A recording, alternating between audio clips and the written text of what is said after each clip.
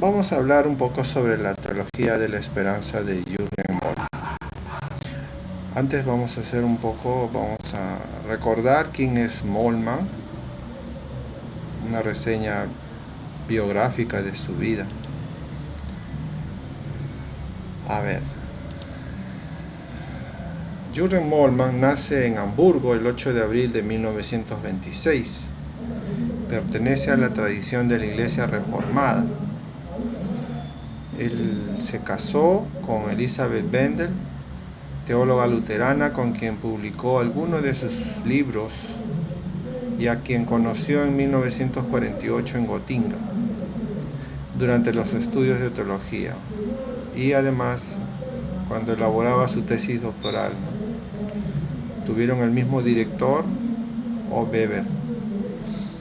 Padre de 4 hijas, es uno de los teólogos alemanes más influyentes. Su influencia se extiende a la teología católica, ortodoxa, aunque su pensamiento ha tenido una enorme repercusión en las diversas teologías de la liberación del tercer mundo. Fuente de su teología: la experiencia de Dios que vivió cuando fue hecho prisionero de guerra entre los años 1945 a 1948, en plena Segunda Guerra Mundial. Una experiencia de la realidad de Dios en doble perspectiva, de Dios como poder de esperanza, la teología de la esperanza que él va a desarrollar, y de la presencia de Dios en el sufrimiento, el Dios crucificado. Otras obras: la teología después de Auschwitz y la teología de la liberación. Después de la guerra y este periodo de prisión, estudia teología en Gotinga, donde recibirá una fuerte influencia de la teología de Karl Barth, aunque posteriormente tenga que tomar distancia frente a él. Este camino, más allá de las posturas de Barth, estará inspirado en primer lugar por los profesores que tuvo en Gotinga: Otto Weber, Ernst Wolff, Hans Hocking, Ivan Gerhard von Rath y Ernest Geisler. Estos son sus profesores, ¿no? Entre las obras tenemos las primeras, las que constituyen una trilogía que tendría la función de fundamento del pensamiento del autor, que es la teología de la esperanza, dimensión de la escatología de toda la teología. El Dios crucificado en 1972, la teología de la esperanza fue en 1964. La actualización de la teología de la cruz de Lutero, considerando la cruz de Cristo como el criterio de la verdadera teología cristiana. La Iglesia, fuerza del Espíritu, en 1975, y la dimensión eclesiológica y neumatológica.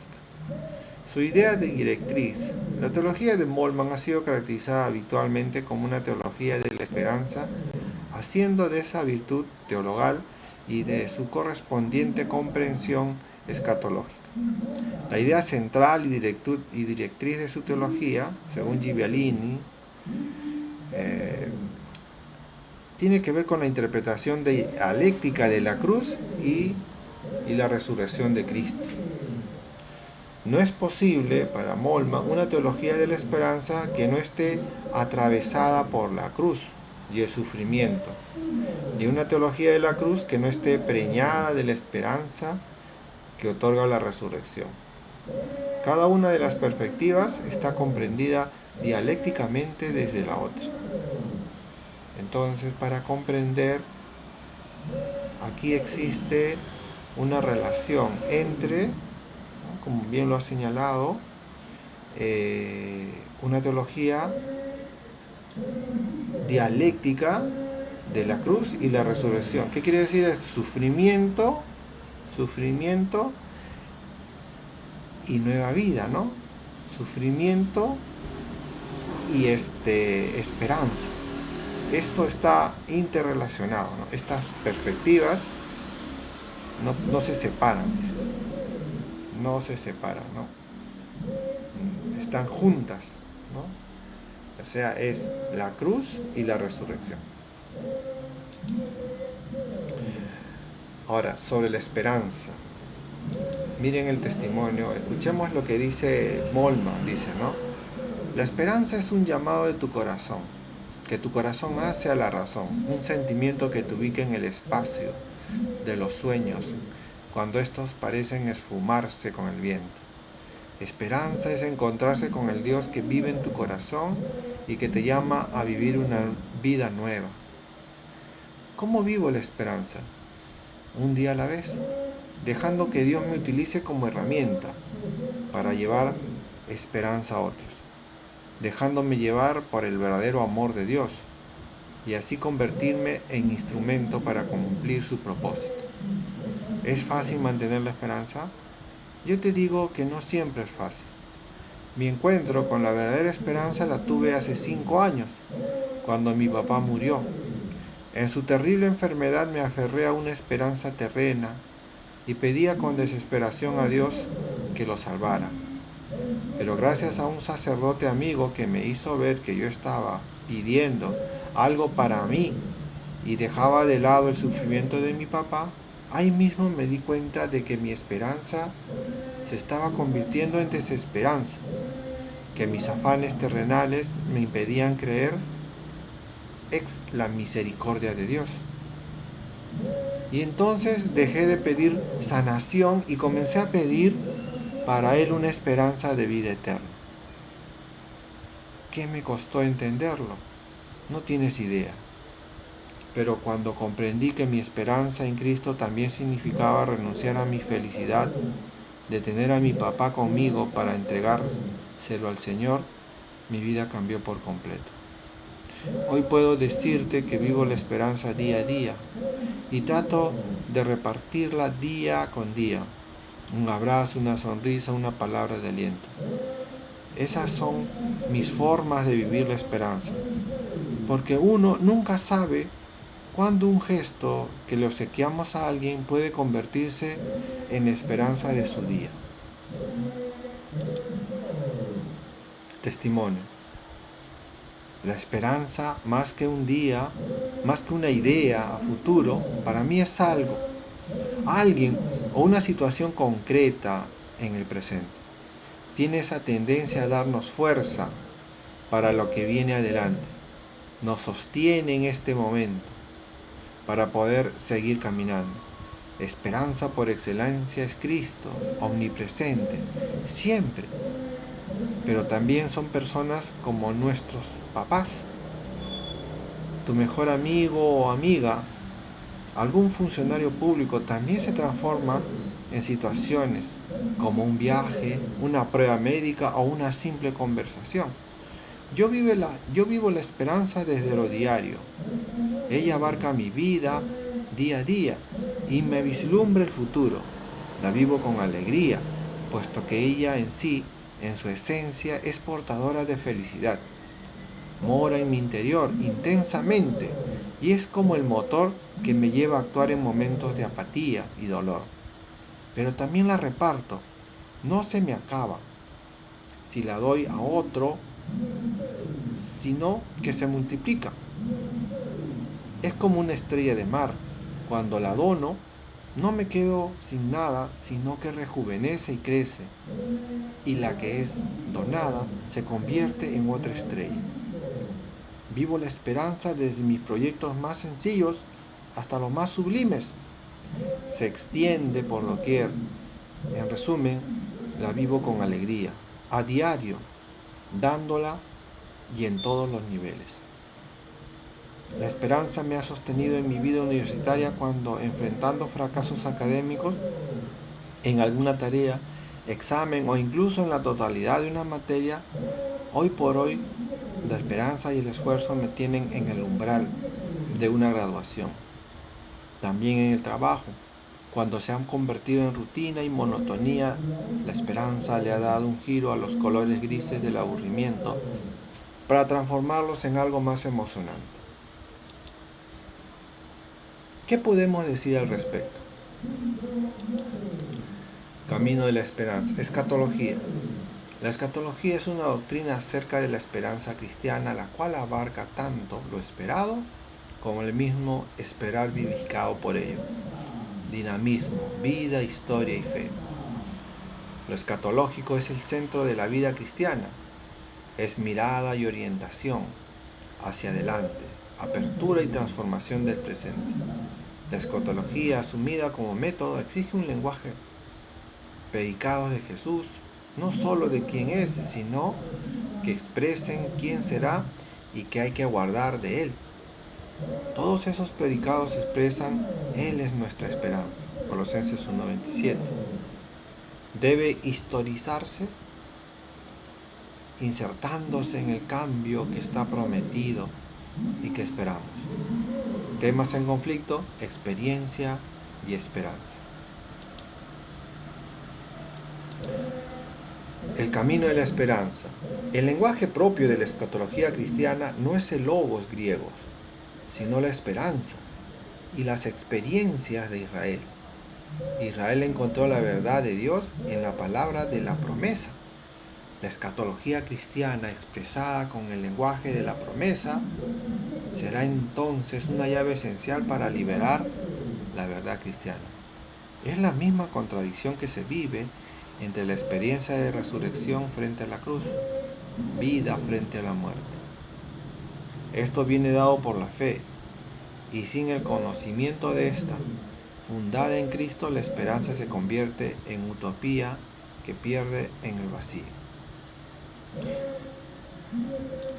Además, esperanza versus desesperanza. Dios juzga al hombre digno de sus promesas, pero éste no se atreve a aquello que se le propone.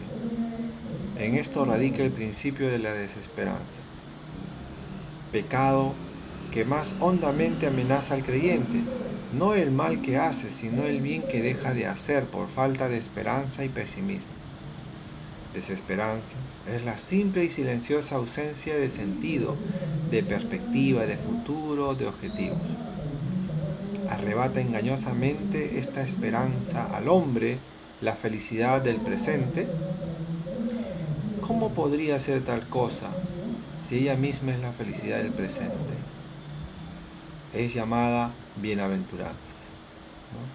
Bueno, Moltmann plantea la esperanza como una visión, ¿no?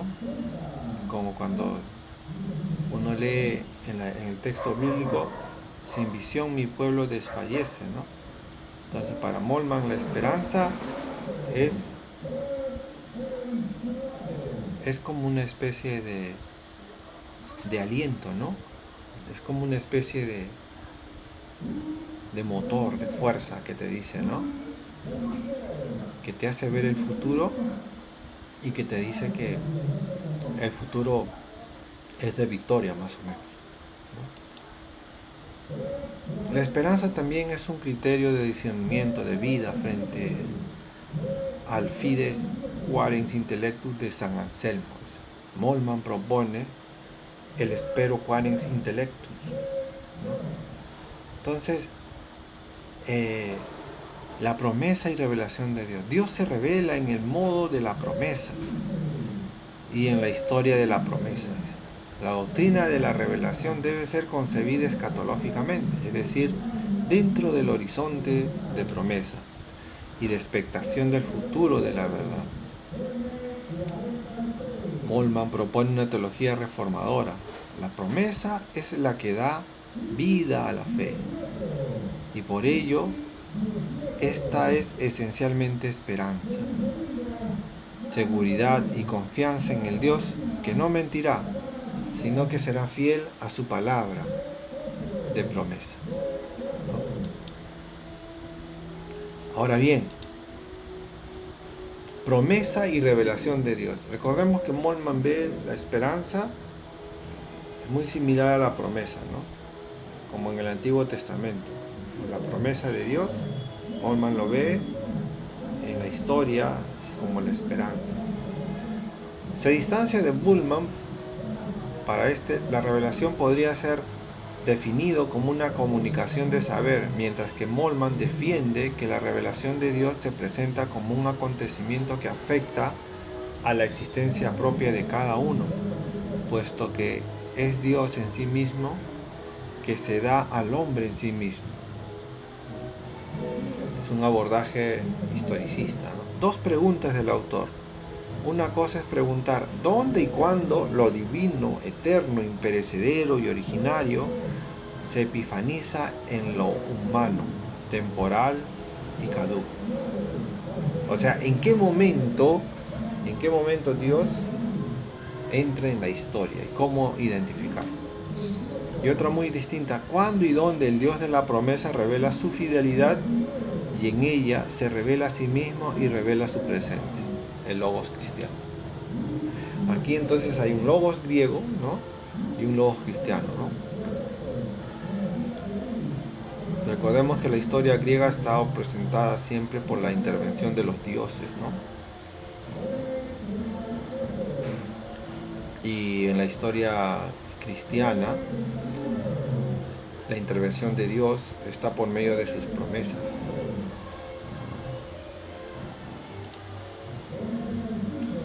La esperanza atraviesa la felicidad y el dolor, pues puede vislumbrar en las promesas de Dios un futuro también para lo pasajero, para lo moribundo y para lo muerto. Para ello habrá que decir que vivir sin esperanza es como no vivir ya. El infierno es carencia de esperanza, y no en vano, a la puerta del infierno de Dante está escrito: abandonad toda esperanza a los que aquí entráis, ¿no?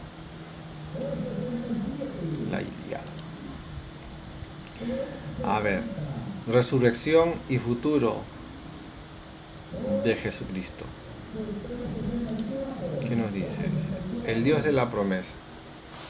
Teniendo en cuenta la cristología, damos importancia al Dios conocido en el Nuevo Testamento, que es conocido y designado como el Dios que hace promesa.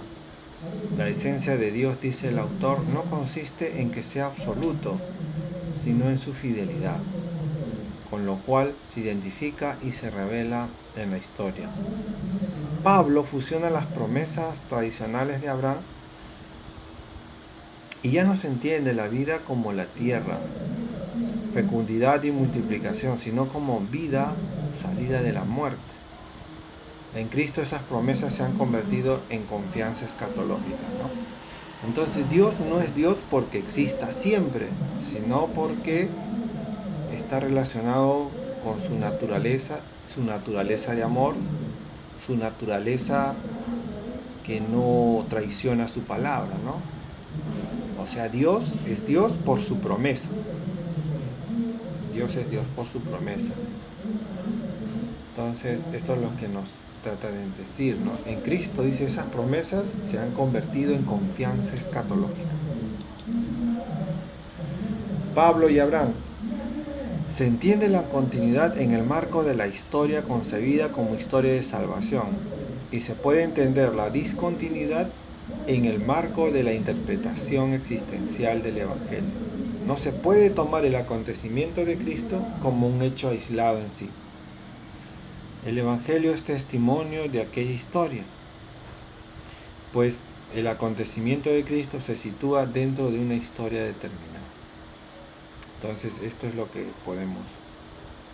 Dios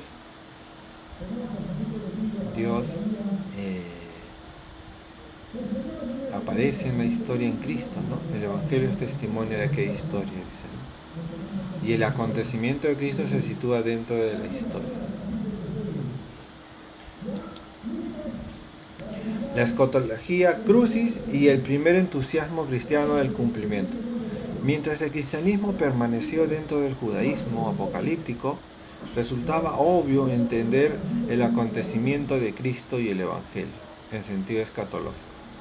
El cristianismo permanecía dentro de los límites de las expectaciones judías. Se afirmaba que el Evangelio es la alianza renovada de Israel. Cuando se pasaba a los gentiles, el Evangelio se entiende de un modo nuevo. El Evangelio muestra su eficacia cuando justifica a los impíos y llama a los gentiles al Dios de la esperanza. Hay que tener en cuenta que la religión mistérica apocalíptica tiene su entusiasmo, la cristiandad primitiva. Entonces, aquí hay algo interesante, ¿no? En donde señala que el Evangelio muestra su eficacia cuando justifica a los impíos y llama a los gentiles al Dios de la esperanza, ¿no? Siendo un evangelio o habiendo salido de un entorno judío, donde había toda una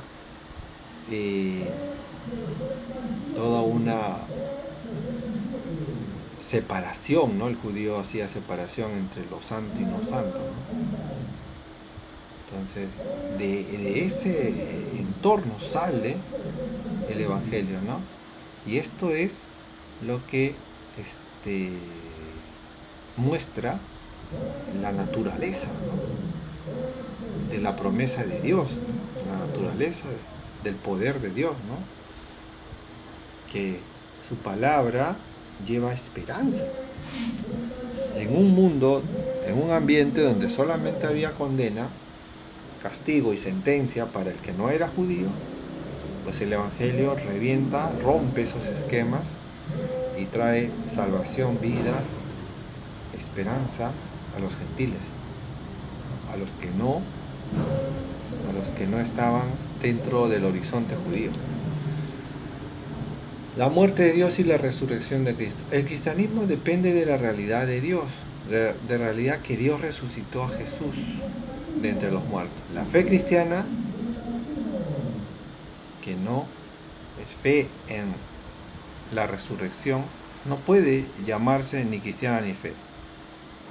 O sea, la fe cristiana que no descansa en la resurrección no puede llamarse ni cristiana ni fe. Tiene que descansar en la resurrección. De la percepción de Cristo resucitado surge la percepción de la propia misión dentro de ella, de la misión a los pueblos. En el recuerdo de la resurrección de Cristo se basa la esperanza del futuro universal del mismo. El testimonio y la esperanza escatológica forman una única realidad del mensaje pascual, aunque muchas veces se cuestione la resurrección de Cristo. Entonces, ¿no? Para Moltmann, la resurrección de Cristo es la esperanza del universo, ¿no? Y esta es la esperanza escatológica. Esto es el centro, la realidad del mensaje de salvación, del mensaje pascual, ¿no? Aunque dice, algunos cuestionen, ¿no? Y en esto está refiriéndose a los teólogos de su tiempo, ¿no? Como por ejemplo Bultmann,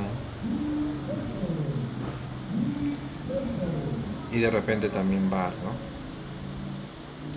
Que cuestionaban estos puntos. Ahora bien, la pregunta de la ciencia histórica por la resurrección de Cristo y el carácter de pregunta del trato científico histórico con la historia. Preguntarse por la insurrección de Cristo se dirigirá siempre hacia la realidad de los testigos pascuales que cuentan y predican. Aunque los testigos no tratasen de narrar aquello que ocurrió, los cronistas e historiadores modernos hablaron de un acontecimiento que se encontraba fuera de su propia conciencia y su propia fe. Los testigos anunciaron el acontecimiento de su fe y desde la fe narraron algo acerca del camino de Jesús. A partir de lo histórico científico, de lo posible y verosímil para la ciencia histórica, la disputa que surge entre judíos y los discípulos gira en torno a ¿ha resucitado Dios a Jesús de entre los muertos de acuerdo con sus promesas? La disputa moderna gira en torno a si la resurrección es posible en el sentido de la ciencia histórica. Resulta que para la ciencia es imposible la resurrección y por lo tanto carece de sentido. Entonces puede ser entendido como un acontecimiento que se queda únicamente en la investigación científica o como parte de la historia. Entonces aquí se nos presenta el debate, ¿no?, acerca de que si el evento, si la resurrección es histórica o no. Si se queda dentro de la discusión o trasciende y se vuelve historia.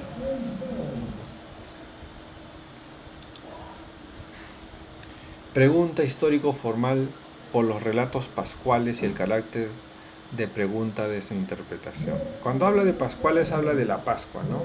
De la resurrección, del tiempo. Desde las perspectivas histórico-formal ya no se pregunta por los sucesos accesibles a la ciencia histórica. El auténtico sujeto de los relatos es ahora la vida.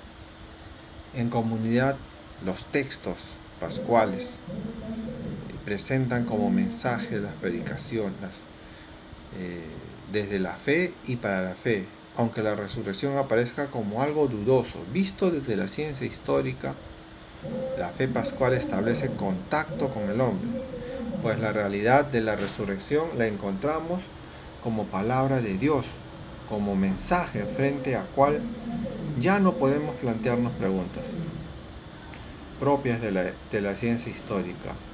La existencia de la resurrección ya no es vista solo como experiencia de Cristo, sino como acontecimiento en la comunidad de los discípulos. Los relatos incontestables ya no son relatos, sino predicación para la fe. Esto es lo que también señalaba Bultmann, ¿no? El mensaje, ¿no? Pese a la duda, esto ya no hay forma de cambiarlo. La resurrección, sea o no sea, dentro del ambiente científico, histórico, de la discusión, sea o no sea real, ya es parte de la predicación. Por ser eso, ya es parte de la fe. Esto es lo que dice Moltmann, ¿no?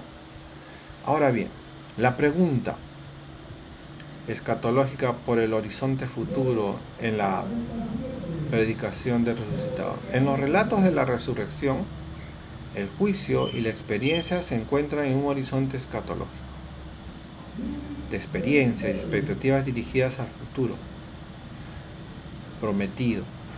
Las apariciones de la resurrección es explicado a base de lo prometido, vista desde la predicación profética y la mirada escatológica hacia el futuro de Cristo.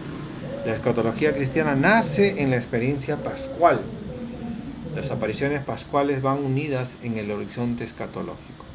Entonces, fíjense, aquí hay la relación ya entre la promesa, la escatología, ¿no? Los eventos futuros. Y acá nos dice que de esa experiencia que vivieron los cristianos nace la escatología cristiana, ¿no? Entonces la escatología nace en la experiencia del cristianismo primitivo, de los apóstoles, ¿no? La identidad entre el que apareció como resucitado y el Cristo crucificado. Ninguno de los relatos se remonta más allá de las apariciones del resucitado. Esta experiencia de los dos acontecimientos, la cruz y la aparición, es calificada como resurrección de entre los muertos. La resurrección es expresión de la expectación hacia la demostración futura del poder de Dios. Relatos sobre la resurrección son expectación escatológica.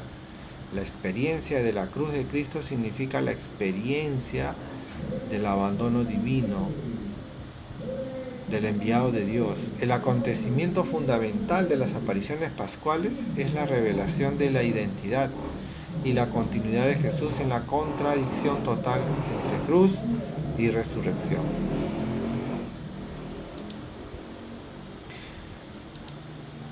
Ahora bien, ¿qué nos dice? Crítica y crisis. Moltmann expresa que la conciencia histórica moderna es una conciencia de crisis, y toda moderna filosofía de la historia es en el fondo filosofía de la crisis, puesto que la experiencia del hombre moderno se basa en la experiencia de nuevas posibilidades.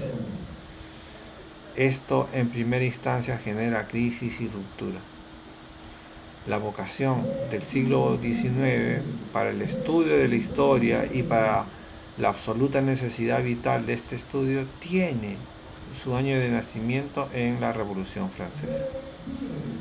De ahí que la historia se experimente como crisis en permanencia o como revolución permanente.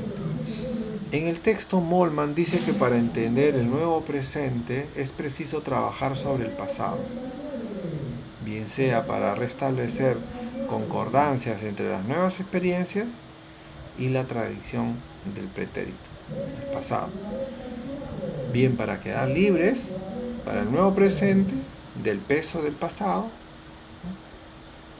A partir de la Revolución Francesa, la historia es extendida totalmente como crisis, ya no solo reducido al aspecto político, social, sino que se introduce en todos los ámbitos de la vida.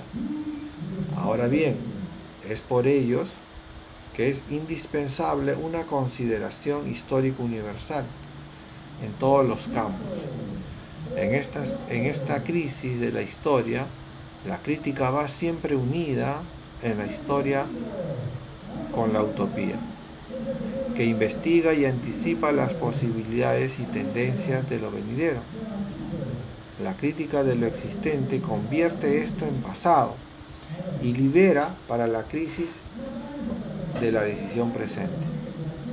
En el siglo XVIII, la crítica al absolutismo, a las iglesias y a las ortodoxías, la crítica a la sociedad estamental, va unida con utopías que hablan de la ciudad, de la humanidad, del reino de Dios y de un nuevo orden natural de hombres. A partir de 1789, la utopía pasa de la filosofía de la historia a la filosofía de la práctica. La crisis que comenzó con la Revolución Francesa y la Revolución Industrial pone en fuego todo lo que para el hombre significa humanidad en la patria, en la polis, en la naturaleza. Y esto va acompañado de imágenes apocalípticas. Los pensadores revolucionarios piensan que el reino de Dios, de la libertad y del humanismo se torna próximo y palpable. El mesianismo político se apodera de las nuevas posibilidades. Los conservadores, como de Bonald, de Maistre, entre otros, piensan que esta crisis resuena ya la trompeta del juicio final. Para Saint-Simon, revolución significa crisis. El objetivo de la comprensión científico-histórica, política y sociológica de la revolución es terminar la revolución. Si la revolución se vuelve comprensible en sus circunstancias, se vuelve calculable y evitable. Por consiguiente, Moltmann expone que la ciencia histórica se convierte de este modo en un instrumento para dominar la historia. Esta se encuentra al servicio de la idea mesiánico-entusiasta del final de la historia. Bueno, aquí vemos una interpretación positivista, ¿no?, de la historia.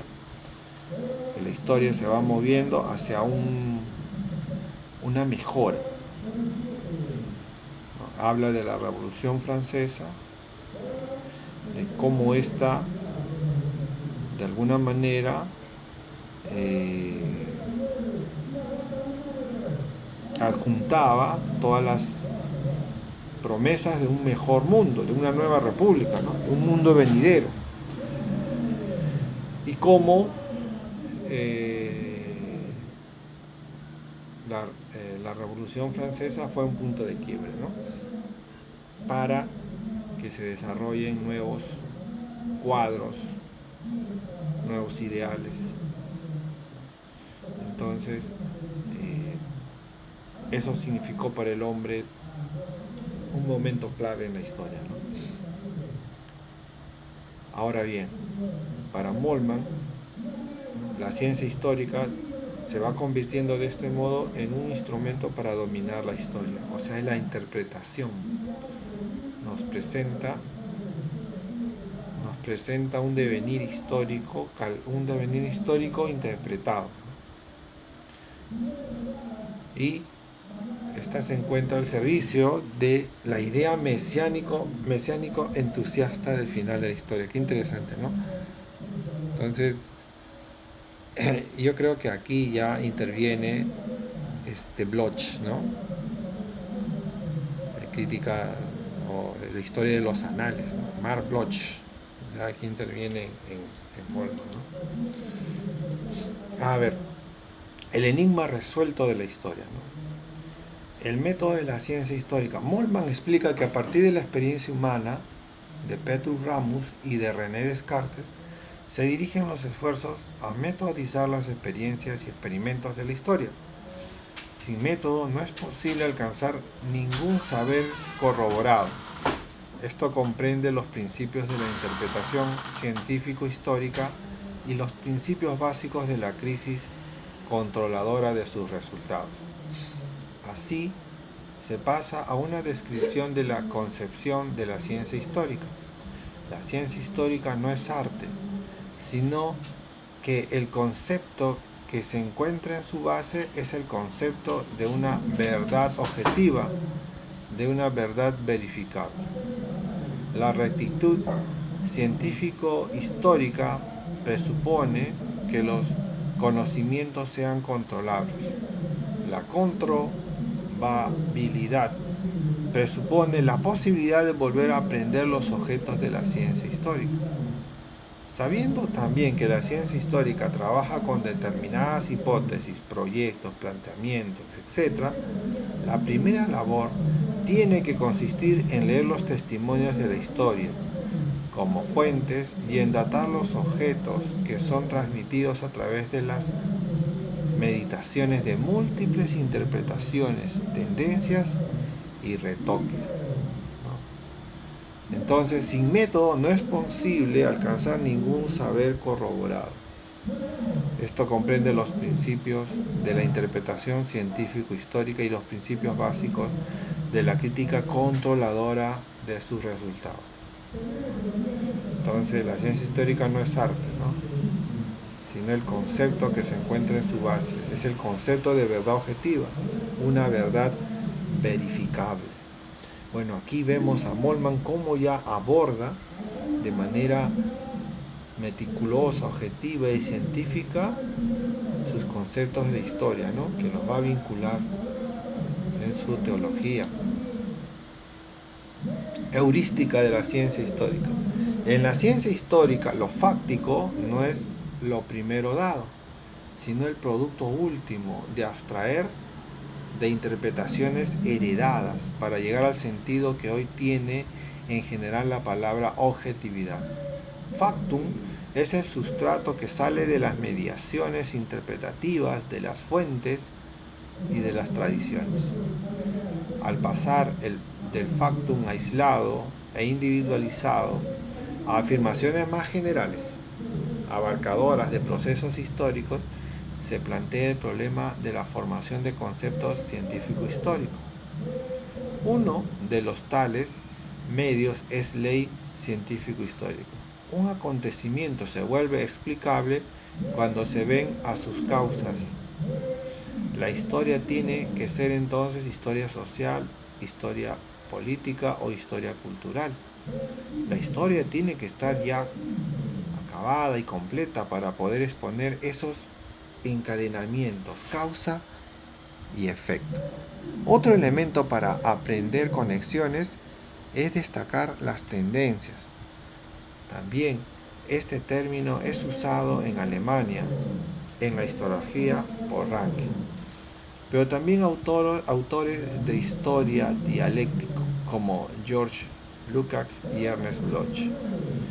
Esto lo expresa Moltmann como quien, entre las posibilidades y realidades realizadas, no hay sino tendencias, movimientos hacia algo que pueden hacerse reales en determinadas situaciones históricas.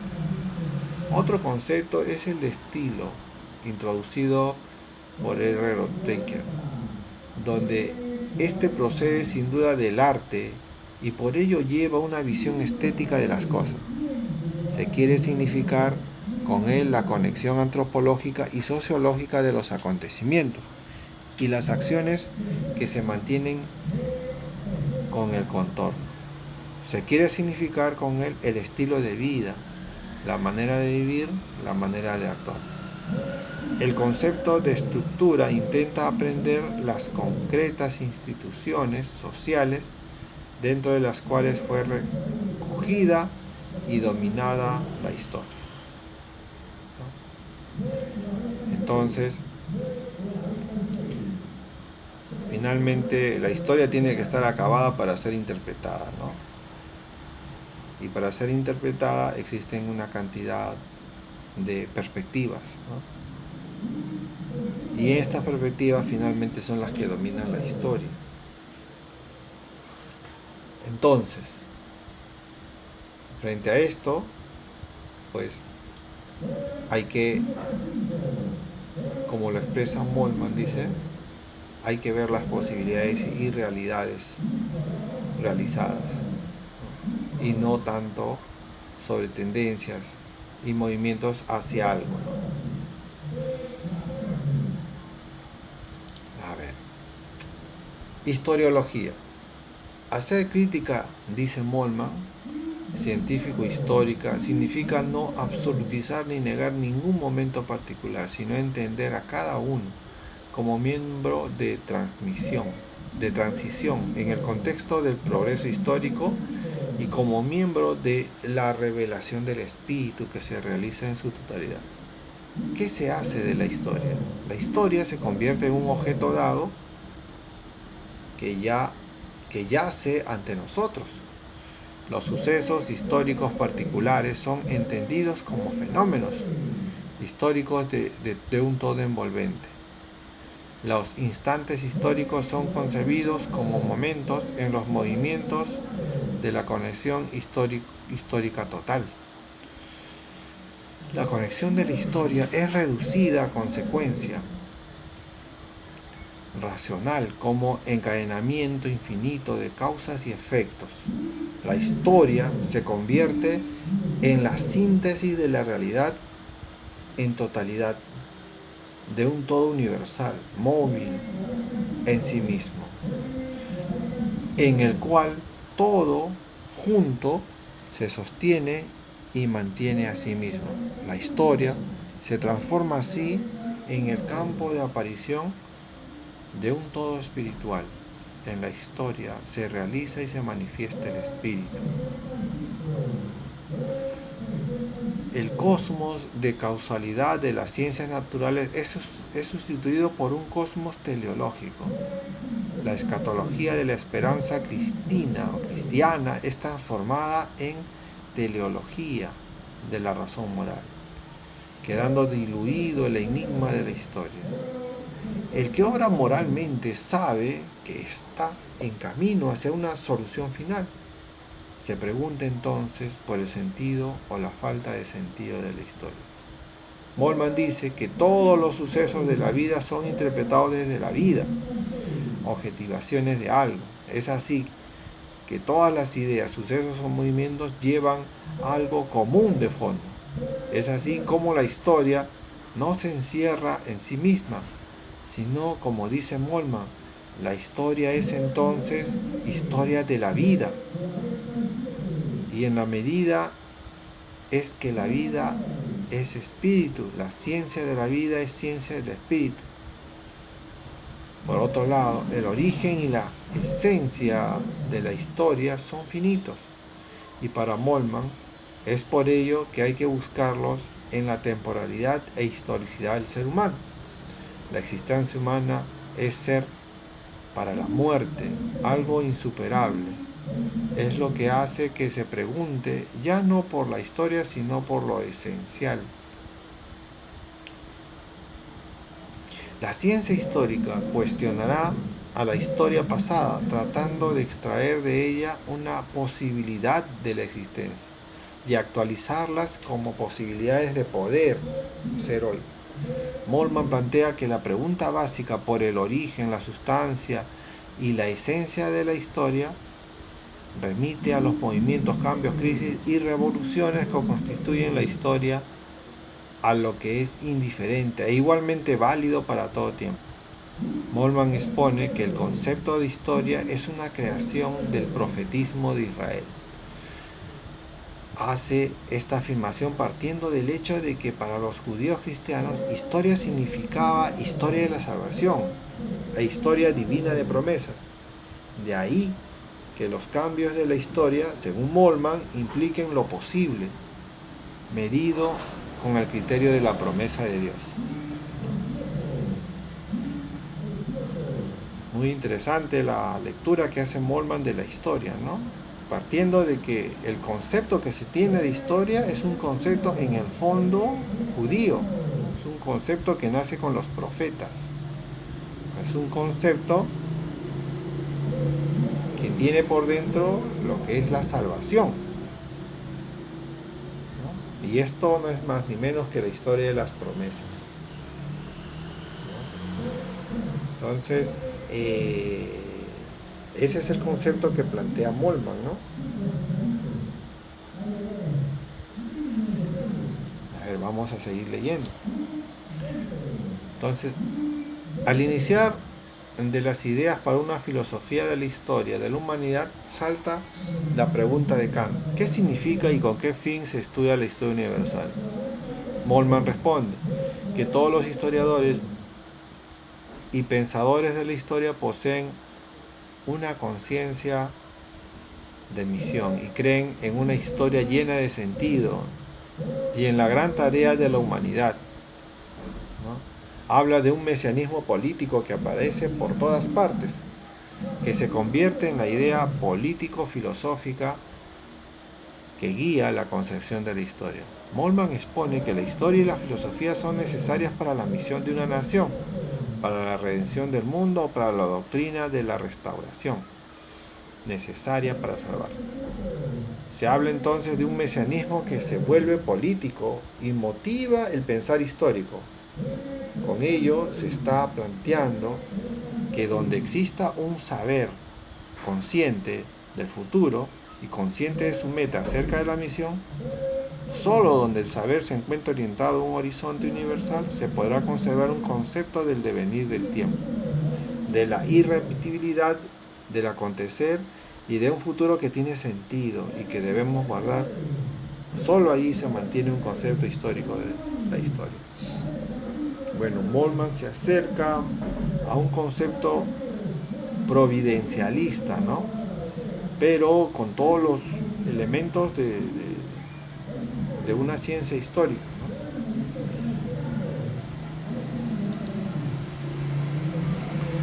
¿no? Muerte y culpa resortes de la ciencia histórica, como resortes, muerte y culpa como resortes de la ciencia histórica. Moltmann explica que cuando el sentido científico histórico domina, erradica el futuro, destruye las ilusiones y roba su atmósfera a las cosas existentes.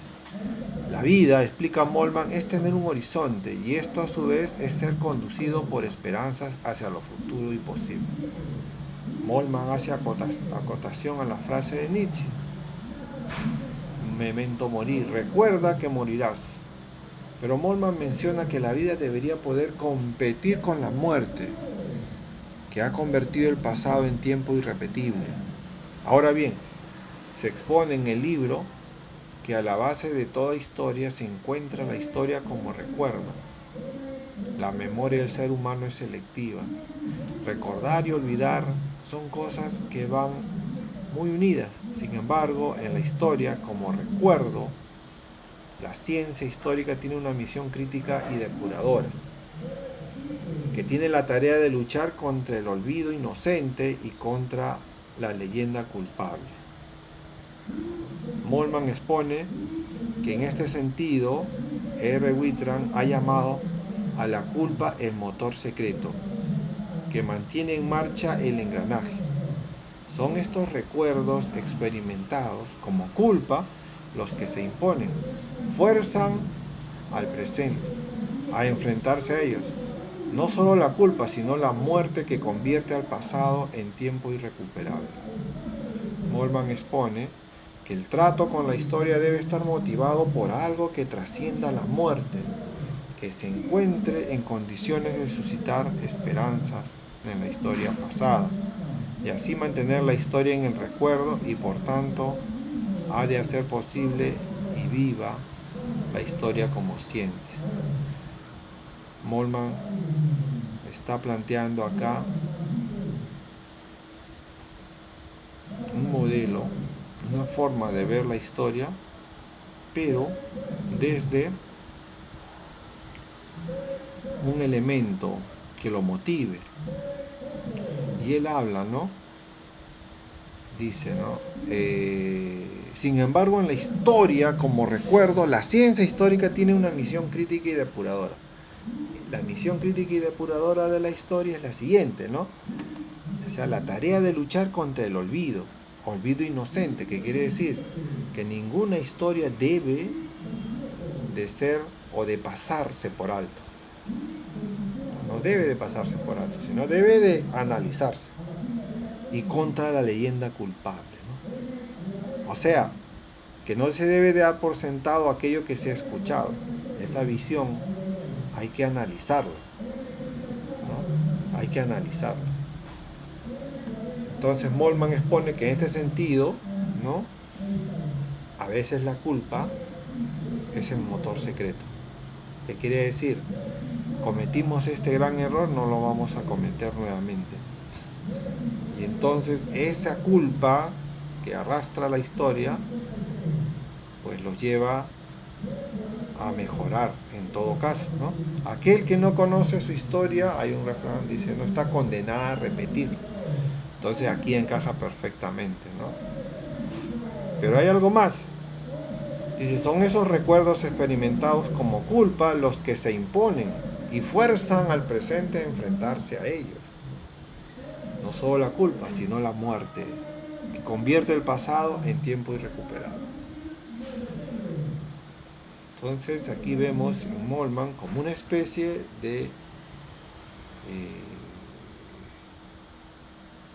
utopía. No vamos a alcanzar algo que no hemos podido alcanzar, ¿no? Pero ese deseo de querer alcanzarlo es lo que nos va a dar la motivación y la fuerza para poder lograrlo.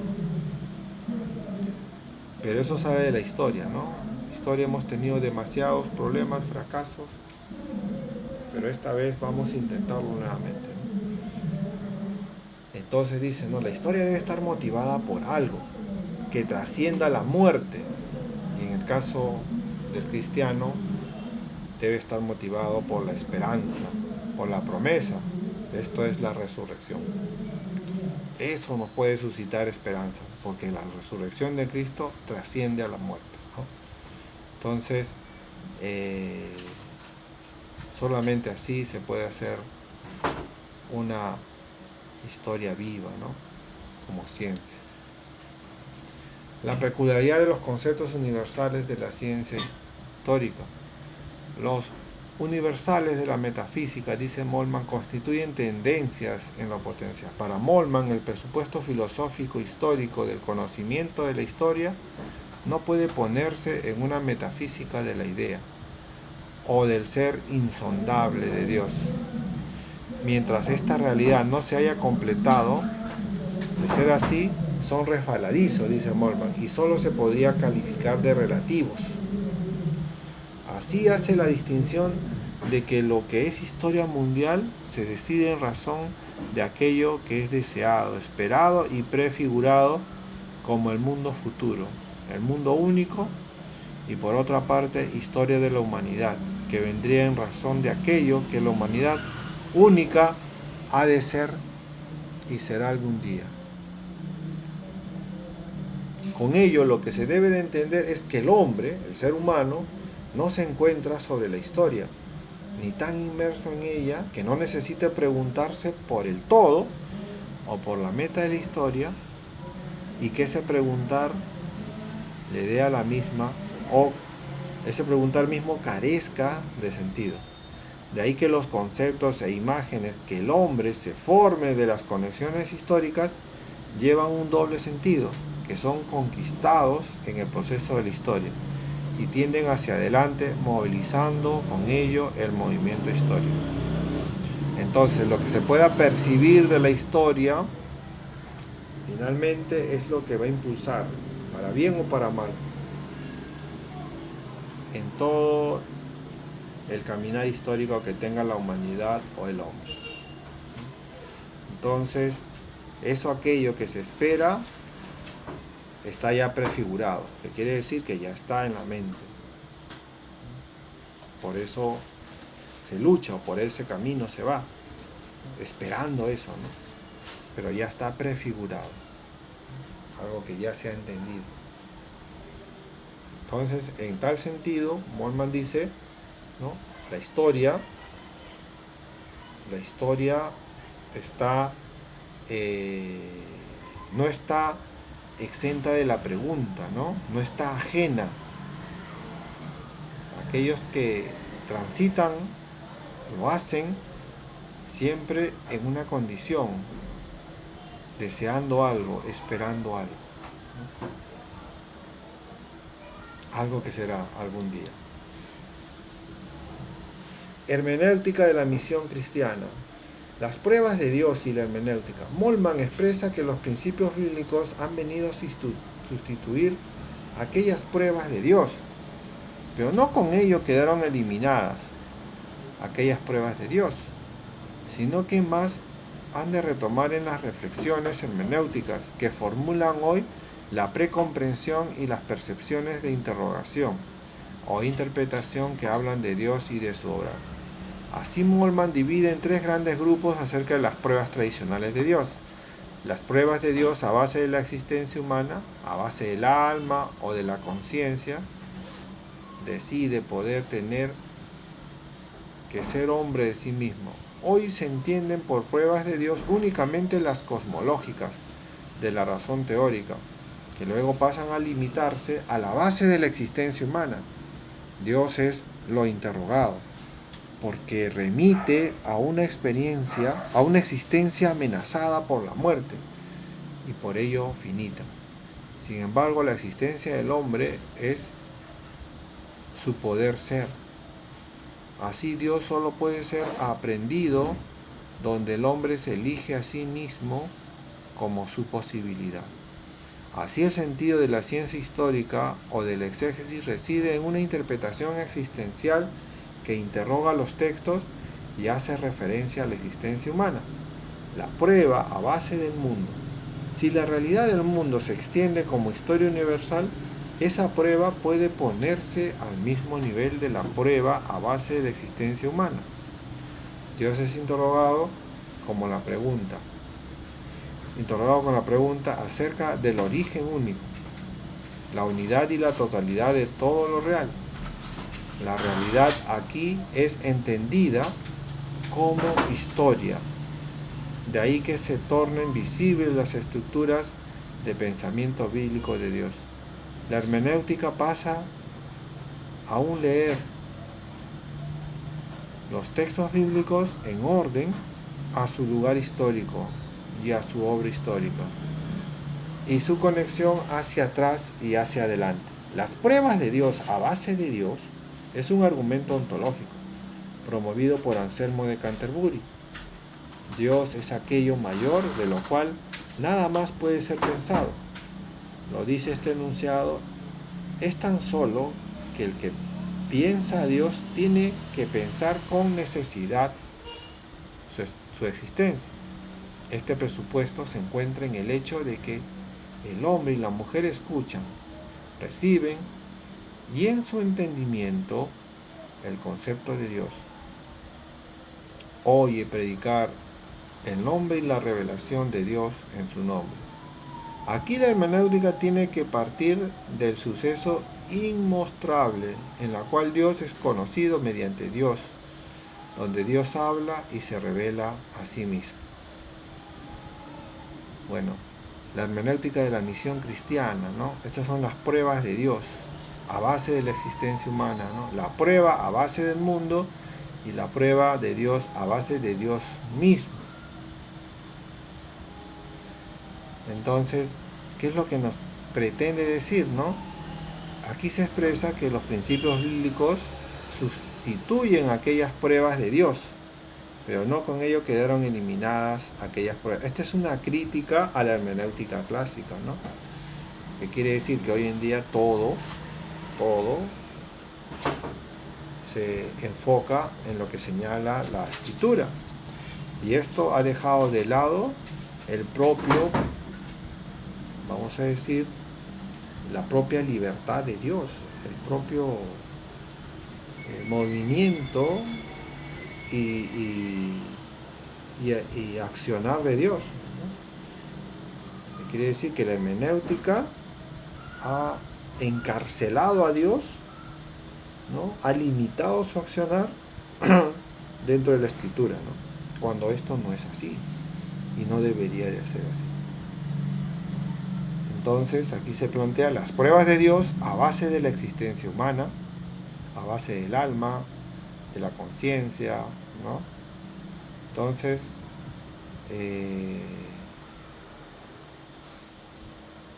Dios es lo interrogado, dice, porque remite a una existencia amenazada por la muerte y por ello finita. Sin embargo, la existencia del hombre es su poder ser. Así Dios solo puede ser aprendido donde el hombre se elige a sí mismo como su posibilidad. Así el sentido de la ciencia histórica o del exégesis reside en una interpretación existencial que interroga los textos y hace referencia a la existencia humana. Entonces, el hombre viene a ser el contexto de la interpretación, el contexto de la existencia de Dios, ¿no? La prueba de Dios es la existencia humana. Se ha limitado a eso, ¿no? La prueba a base del mundo, ¿no? Entonces, de la misma manera, ¿no? Dios es interrogado con la pregunta acerca del origen único, la unidad y la totalidad de todo lo real, ¿no? Entonces, acerca de las estructuras, la hermenéutica pasa a aún leer los textos bíblicos en orden a su lugar histórico y a su obra histórica y su conexión hacia atrás y hacia adelante. Y dice, ¿no? La prueba de Dios a base de Dios mismo es un argumento ontológico promovido por Anselmo de Canterbury, ¿no? Entonces, este presupuesto encuentra en el hecho que el hombre y la mujer escuchan, reciben en su entendimiento el concepto de Dios y oye predicar el nombre o la revelación de Dios en su honor. Aquí la hermenéutica tiene que partir del suceso inmostrable en la cual Dios es conocido mediante Dios, donde Dios habla y se revela a sí mismo.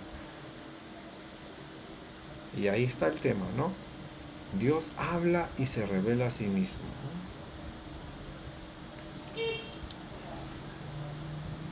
Misión y hermenéutica. Moltmann expresa que todas las pruebas de Dios son anticipaciones de aquella realidad escatológica en la cual Dios se manifiesta en todo en todo. Los principios hermenéuticos hacen de la presencia de Dios el punto de partida para la apropiación de los testimonios bíblicos. Sin embargo, Moltmann expone que semejante teología natural no es el presupuesto de la fe cristiana, sino la meta futura de la esperanza cristiana. En su obra, Teología de la Esperanza, Moltmann expresa que aquel mundo donde se demuestra la divinidad de Dios y la humanidad es movida por Dios, es aquí donde se dan proyectos a futuro de la esperanza cristiana. Nos habla entonces Moltmann de hermenéutica del apostolado, donde la apropiación de los testimonios bíblicos se encuentra en la misión o envío de la cristiandad actual y del futuro de Dios al mundo y a los hombres. Los testimonios bíblicos, Moltmann los expresa como testimonios, una misión pasada, histórica, pero que miraban hacia adelante, por ello entendibles y que van al hilo de la misión presente. Es así que afirma luego que solo en misión y en promesa es concebido el sentido de la historia. La humanidad del hombre en la esperanza de la misión. Surgen preguntas antropológicas. ¿Quién es el hombre? ¿Quién soy yo? Así nos muestra mediante ejemplos bíblicos que el conocimiento de sí mismo acontece a la vista de la vocación y misión divinas. Esto se da cuando el ser humano se topa con la discrepancia entre la misión y su propio ser, entre experimentar quién es y debería ser. Es lo que Dilthey afirma, según Moltmann, que la identidad del hombre solo la historia se lo puede decir, dice. El Evangelio, al llamar a todo ser humano a la esperanza y misión de futuro de Cristo, no lo llama a seguidor de una religión, sino como un hombre que se encamina hacia la verdadera humanidad. La tradición de la esperanza escatológica. Moltmann expone que frente al pensamiento antiguo sobre tradición cristiana de la predicación, tiene en común con el concepto antiguo testamentario de tradición lo siguiente: la tradición se encuentra unida a un suceso histórico único y irrepetible, a la resurrección de Cristo crucificado. Esta predicación es lo que comienza con la resurrección de Cristo. Que el proceso de tradición es forzado y movido hacia el horizonte. La tradición nos lo presenta como envío y misión hacia adelante, pero nuevo de la predicación cristiana está en su misión universal a todos los pueblos. Es una tradición, no en sentido de que haya de conservar algo, sino que llama a la vida de los muertos, de los impíos. La tradición de la predicación cristiana, en la ruptura de la edad moderna con la tradición, o se hunde con las tradiciones de su época religiosa y es entendida como una glorificación romántica de lo pasado, o bien se libera radicalmente de ese modo de entender la tradición. Entonces aquí ya está la encrucijada, ¿no? Si se rompe o se queda, ¿no?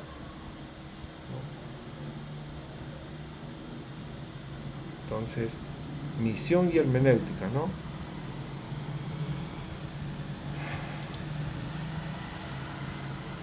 Comunidad de Éxodo, en Éxodo, ¿no? Aquí encontramos entonces 6 puntos. 1, el culto de lo absoluto y de la sociedad moderna. 2, la religión como culto de la nueva subjetividad. La religión como culto de la proximidad. La religión como culto de la institución. La cristiandad en el horizonte de expectación del reino de Dios. Y el oficio de la cristiandad para la sociedad.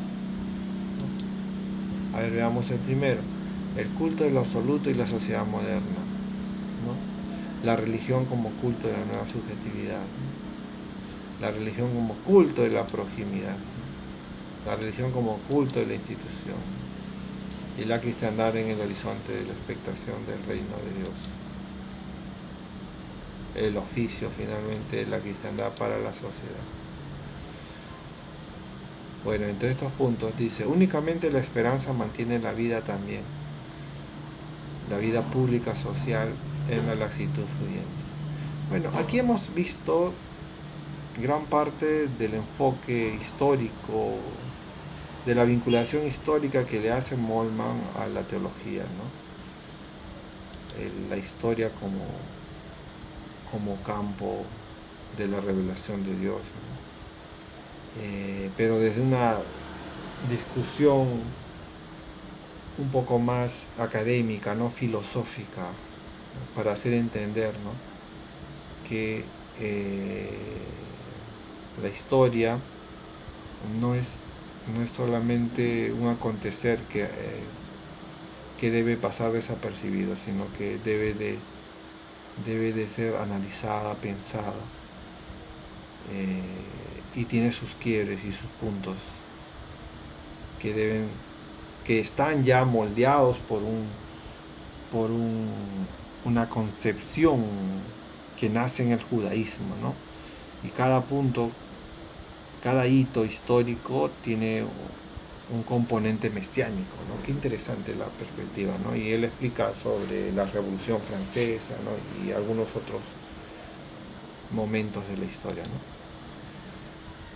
Bueno, así hemos tratado de enfocar algo de la teología de la esperanza de Moltmann, ¿no?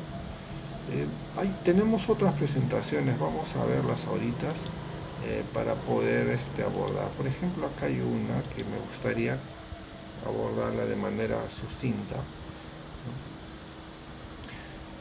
Para más o menos ir recordando qué es lo que hemos visto ya, ¿no? Un poquito de, bueno, esta es un poquito de su biografía, que ya la conocemos, la hemos visto en las presentaciones anteriores. Vamos a abordar un poquito sobre, por ejemplo, ¿no? Las preguntas que nos hacemos, o las que se hace Moltmann, ¿no? Sobre la escatología, ¿no? La identidad y relevancia de la fe, ¿no? Las resistencias de la cruz contra contra, por ejemplo, ¿no?, las cuestiones sobre Jesús y las preguntas que él hace, ¿no? ¿Es Jesús verdadero Dios? ¿Es Jesús el verdadero hombre? ¿Eres tú el que ha de venir? ¿Quién decís que soy yo? Bueno, esto lo podemos encontrar nosotros en el Evangelio, ¿no?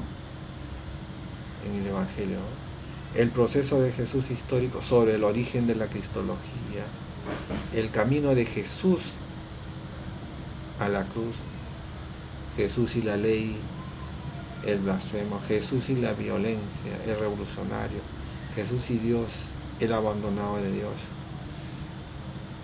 Temas que él aborda, ¿no? El proceso escatológico de Jesucristo, el Dios crucificado, vías para la liberación psíquica del hombre, caminos para la liberación política del hombre. Estos son temas que él aborda en sus libros, ¿no?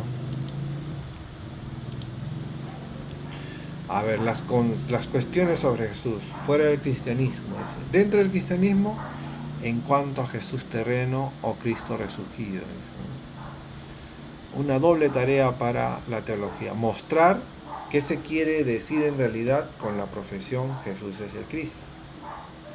Mostrar hasta qué punto la profesión cristiana es exteriormente verdadera.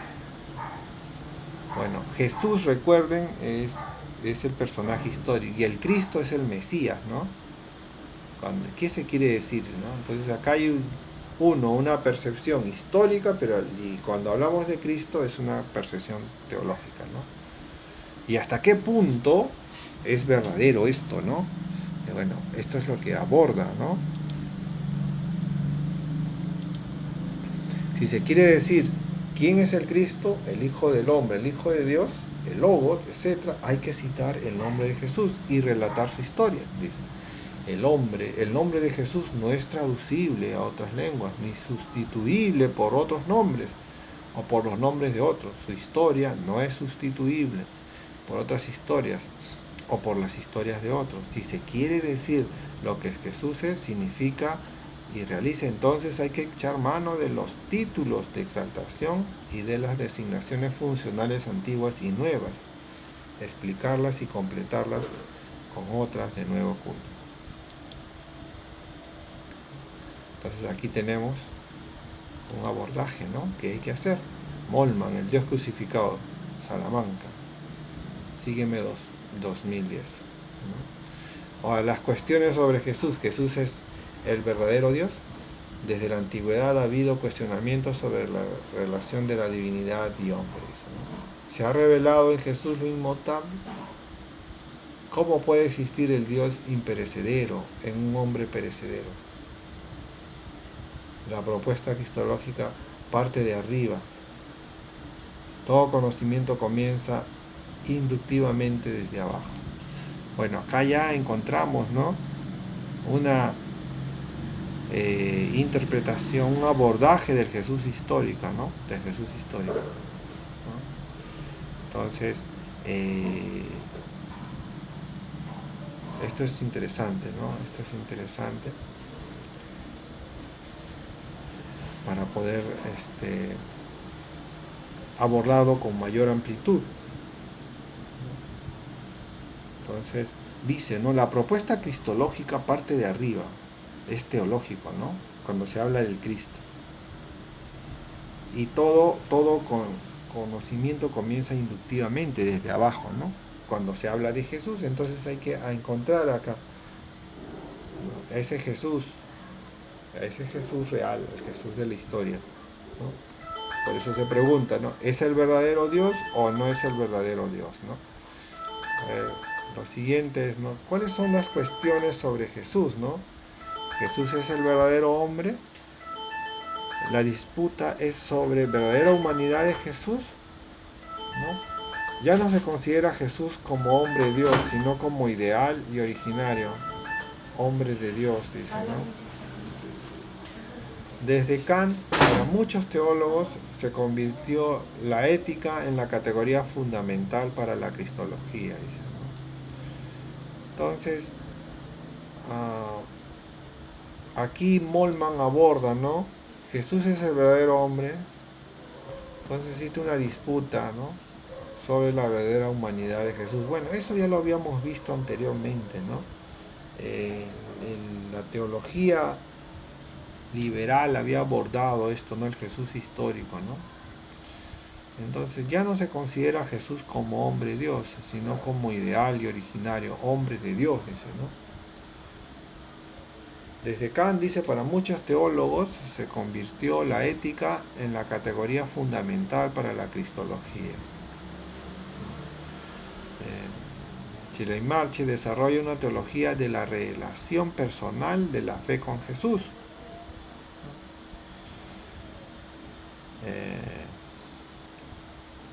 Entonces, aquí hay la separación entre Jesús histórico y el Jesús de la fe, ¿no? Jesús en cuanto hombre es imagen de nuestro destino, en tanto es imagen de Dios, ¿no? ¿Por qué Jesús es el ideal moral o el modelo salvador del verdadero hombre? ¿Por qué no otro? Estas son las cuestiones que se plantean, ¿no? Bueno, es obvio, ¿no? ¿Por qué Jesús es el ideal moral o modelo salvador del verdadero hombre? Porque la Biblia nos los presenta como un hombre santo, ¿no? Un hombre digno, ¿no? Un hombre, el Hijo de Dios.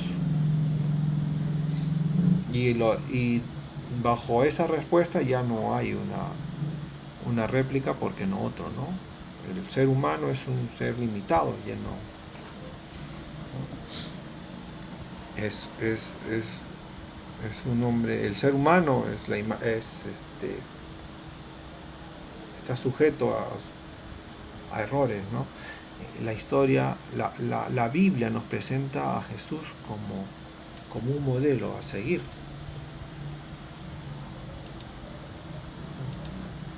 La pregunta general, existencial, para la idea de la humanidad moral y agradable a Dios, puede llevar al seguimiento del modelo moral de Jesús, pero puede desembocar igualmente en una decidida incredulidad en Jesús, o en su tolerante clasificación en la larga serie de los héroes y ayudadores a la humanidad. Bueno, aquí lo que se nos está diciendo es que uno puede creer en Jesús muy incrédulamente, que sin cuestionar nada de eso, ¿no? O plantearlo, presentarlo como un héroe, ¿no? Pero cuando uno aborda la Biblia, cuando uno aborda los evangelios, no se presenta en ningún momento como un héroe, ¿no? Jesús es un personaje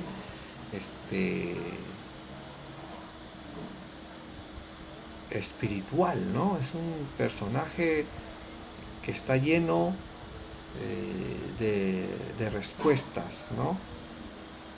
Pero también de preguntas, ¿no? Jesús es el modelo a seguir, es el Hijo de Dios, ¿no? Es aquel que trae la vida, ¿no? Es aquel que entrega su vida, ¿no? Entonces, desde ese concepto de entrega, de desprendimiento, encontramos a Dios mismo, ¿no? Con un mensaje totalmente y con una impronta desafiante a cualquiera. No hay ningún otro ser humano que haga eso, ¿no?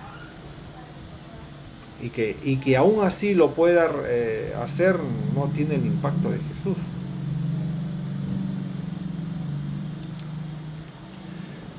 Molman eso nuevamente lo dice.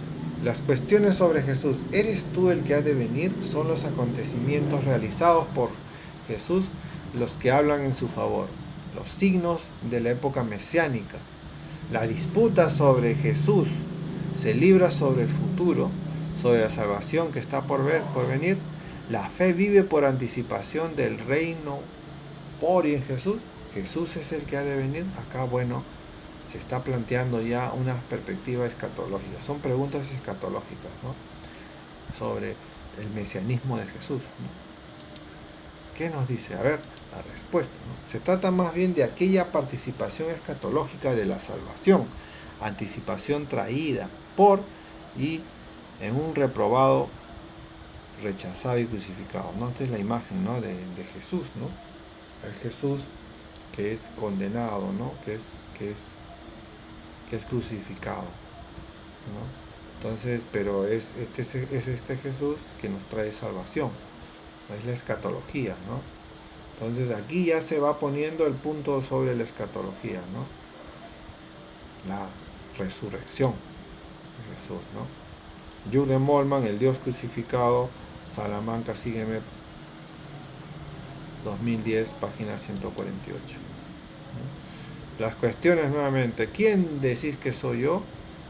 Dar una respuesta, dice, ¿no? El futuro del que habla Jesús no se refiere a la justicia de la ley, sino a la gracia que va adelante.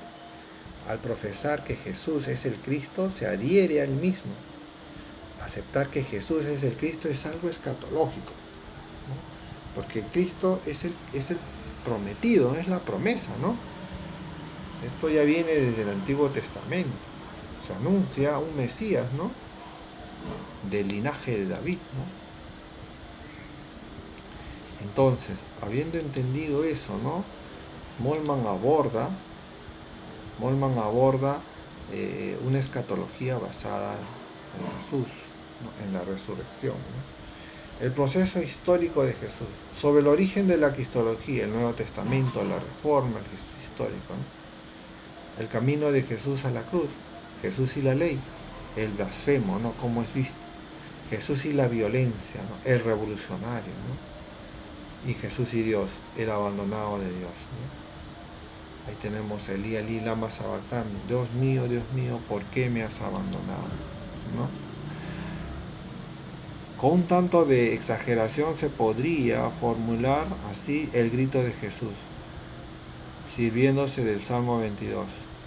No significa solo, Dios mío, ¿por qué me has abandonado? Sino también esto otro, Dios mío, ¿por qué te has abandonado?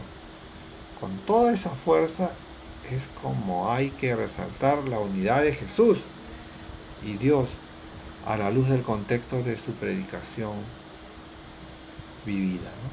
Qué interesante, ¿no? No es solamente dice ¿por qué me has abandonado? Sino ¿por qué te has abandonado? Porque Jesús es Dios, ¿no? Moltmann, El Dios crucificado, Salamanca, sígueme, 2010, página 215, ¿no? La metodología de Moltmann, la exégesis bíblica, la teología sistemática y la reflexión filosófica. Moltmann incorpora a su reflexión las ideas de filósofos y teólogos como Hegel, Marx, Nietzsche y Bonhoeffer, ¿no? Moltmann se basa en la idea de que la teología debe de estar en diálogo constante, ¿no? Con la realidad histórica y social, ¿no? Y que la fe cristiana debe ser una fuerza liberadora y transformadora en el mundo. La reflexión teológica orientada a la construcción de una teología de liberación. Bueno, Moltmann es uno de esos grandes aportantes, ¿no? A la teología de liberación. Moltmann ahí tiene Cristo para nosotros hoy, ¿no? Wer ist Christ está en alemán. ¿Quién es Cristo para nosotros hoy? Publicado en 1997, ¿no? Una de sus obras interesantes, ¿no? La estructura, la pasión de Cristo y la pregunta acerca de Dios, ¿no? El sufrimiento y la pregunta, ¿dónde está Dios? ¿No? Ahí vemos, Abba, Padre, todo es posible para ti, aparta de mí esta copa, pero no lo que yo quiero, dice, ¿no? Sino lo que tú quieres. La pasión de Cristo y la pregunta acerca de Dios. La teología de la cruz. ¿Por qué Dios abandonó a Cristo en la cruz? Romanos 8:32, ¿no? ¿Con qué fin asumió este sufrimiento? La cristología de la solidaridad, Cristo nuestro hermano, ¿no? La cristología de la experiencia, Cristo el Salvador, ¿no? ¿Es Dios capaz de sufrir? Obvio, ¿no? Aquí vemos una teología de la cruz, ¿no? Que ese es uno de los aportes de Moltmann, ¿no? Especialmente abordando el sufrimiento, ¿no? En la teología cristiana, el axioma de la apatía expresa en realidad solamente que Dios no está sometido al sufrimiento de la misma manera que una criatura perecedera. Por consiguiente, no es un axioma activo, sino una afirmación comparativa. No excluye la posibilidad de que Dios en efecto pueda sufrir en otro sentido y que de hecho sufra. Si Dios fuera incapaz de sufrir en todo sentido, sería incapaz de amar. como mucho sería capaz de amarse a sí mismo, pero no de amar a los que están fuera de él.